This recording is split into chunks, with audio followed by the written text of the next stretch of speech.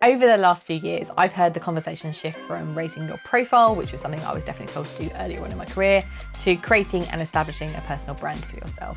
Now that can be a bit of a mystical thing, so in this video, we're going to talk about why it's important, but also how you can do it.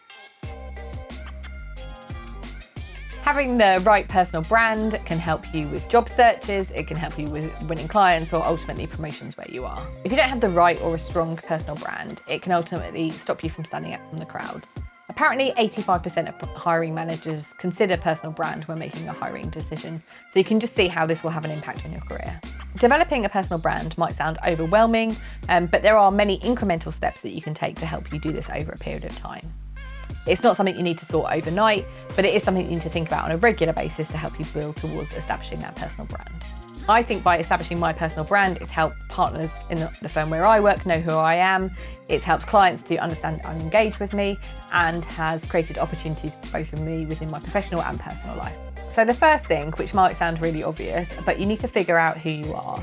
So you need to figure out what you stand for, what your values are, what's important to you, what's not important to you, and have a real kind of clear understanding of what you bring to the table and where your strengths are. If you're struggling to work that out, a good place to start is to speak to co-workers and friends who know you well and understand what their perception is of you and what they value about you. Once you understand the facets of your personality, then you can understand how to brand them better. Now, you might feel that you don't want to niche down or overly specialise, and in fact that might limit your opportunities, but understand that most brands, including companies, change over time and you have the opportunity to do that. But by understanding where your core strengths are and where your values are will help you understand your starting point. Once you've done the first stage, the next thing you need to do is understand what you want to be known for. So perhaps you haven't got a clear sector that you work in or a clear specialism, but understanding what you want to be known for and what you'd like to be known for in the future will help you shape your personal brand. So your personal brand is not just a reflection of where you are now, but also helps you set out a roadmap of where you want to get to eventually. So in addition to understanding your current skills and competencies and understanding your strengths and weaknesses, understanding the things you'd like to do more of or grow and develop will help you understand how to build your personal brand for the future. And the final thing to do as part of determining what your personal brand needs to be is to think about your unfair advantages. So what makes you unique? What unique set of skills or experiences do you bring to the table? And what's going to make you more interesting and stand out from the crowd if you started to talk more about those things or focus more on those experiences? So moving on now to what are the things you can actually do to help build your personal brand and expand your network. I'd recommend that you start to follow the leaders that you want to be like. Or it doesn't have to be a leader, it can just be an industry expert or someone whose personal brand that you really warm to and like. So understanding who those people are and then following them on Twitter or LinkedIn or whatever their preferred communication style is. Perhaps if they've got a book, read those things. But you start to get an understanding of the way that they think, but also how they represent themselves. The good thing about following them on social media is you'll get up-to-date information about what they're doing, what they're talking about, and some of the key issues that they're engaging on.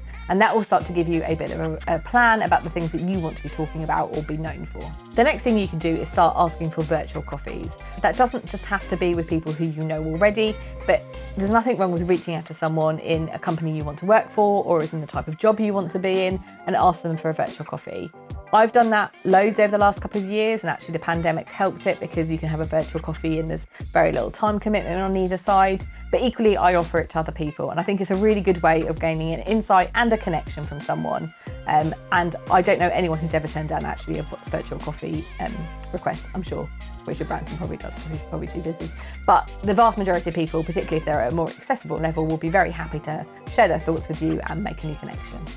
If you do arrange a virtual coffee with someone, make sure that you go in with a list of questions, not like an interview, it's not an interrogation, but make sure you understand the key things you want to understand from them. If you just let the conversation flow naturally, of course, that's fine. You might find yourself leaving that coffee with not really gaining the information or the insight that you want. So perhaps ask them about their career path, what drives them, what have been the biggest challenges in their career, or what they like most about their current role, just so that you understand the key things that you want to learn. The other benefit of a virtual coffee is something called the familiarity principle, which is basically the more that someone sees you, either on social media or in person, the more familiar they become with you and more of a natural relationship is formed. So this can help you way down the line if you ever interview at their company or pitch to them as a client. That just the connection, the familiarity concept will really help you out. So think about it not only as in the short-term gain in terms of that information and insight that you will gain, but in that longer-term relationship and connection that you form. The next thing to do, which might sound a little bit too salesy, but is to prepare an elevator pitch. So an elevator pitch is based on the concept that if you're stuck in an elevator for 2 minutes with a really influential person, that you could succinctly describe who you are, what you do, and what the benefit is for them. So having this prepared and ready in your mind, because you never know when you may bump into someone or kind of come across someone who's going to be helpful in your career. So having a clear elevator pitch about your personal brand, what makes you important, what you're trying to achieve, will just help you to feel more comfortable if you get in that situation and not stumble and fail. We've all had those situations where you leave a room and then think, oh God, if only I'd said that. Well, by having that elevator pitch ready, it will just mean that that doesn't happen to you. The other thing that many women who I speak to in a professional context have struggled with is the idea of networking. It conjures up horrible, like dry do's where you have to stand there with a glass of wine and make chit chat. But what women are often really good at is informal networking anyway. We see it at the PTA, we see it at the school gates, we see it in gym classes, in yoga classes. Women are good at networking. We just don't think about it in the corporate context. So utilise that network that you've already got, and also just transfer those skills across as you would do if you're like meeting or making conversation with someone in a more social setting. Just transferring those skills across to the corporate world will help you. Apparently, 85% of jobs are now filled through networking and networks like LinkedIn. So making sure that you're constantly working on building your network and making connections is really going to help you. Perhaps if you're looking for a new role or you're starting your own company, the best thing you can do is ask for recommendations or referrals. Apparently for new organisations, the first customers are often friends of friends. So you're not necessarily targeting your friends, but someone else that they might know in their networks. So ask your friends for referrals and recommendations if you're looking for a new job, if you want some new experiences, or perhaps you're trying to set up some of those virtual coffees. There's usually someone who knows someone who can help you. The next thing, which might seem really obvious in the 21st century, but is to grow your own online presence. Now, for many people, LinkedIn is just where you go to if you want to get a new job, but actually the platform's moved on a lot, and a lot of people regularly touch in on LinkedIn just to find out news, what's going on, to get people's opinions on different things. So when you're building your profile on LinkedIn, think about how you want to get your personal brand across, both in the pictures and the posts that you use, the types of topics you engage on, and how you interact with other people on that platform. LinkedIn really favours people who regularly use the platform, who like and comment and message other people. So start to use it as a more of an interactive tool rather than just somewhere where you dump rather dry material about what you're doing.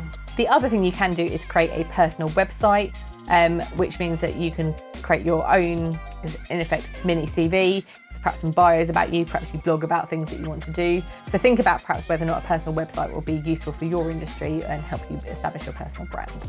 Equally, remember that a personal brand is not just about how you carry yourself online, but also in person. So as we return to offices and we start interacting with humans in the real world again, just think about how you come into the office every day, what you're known for, and what you comment on in meetings or in other forums at work. If you're seen as someone who lives their personal brand, then that's going to help build your network internally and your reputation. And finally, importantly, like most things in life, building your personal brand takes time and focus. So make sure you're giving it enough time in your working month or working week to develop. I've got a separate video on how you build in time for self-development, but this is a really key part. It's not something you can just put down every 6 months and pick up again, but it's something you should be continually working on to help you get closer to where you want to be. I found in my career that building my personal brand and the things that I stand for has been really useful in helping me stand out from the crowd and also helped me be more successful and comfortable at work. The more I brought my whole self to work and the more I worked on the things that were important to me and rang true with my values, made me happier and more successful at work. So I really think it's worth building your personal brand and using that as a key tool to help you develop your career. I'm Liz, and on my channel I post twice a week around leadership and management topics and give you the tips, tricks and hacks to help you navigate your career.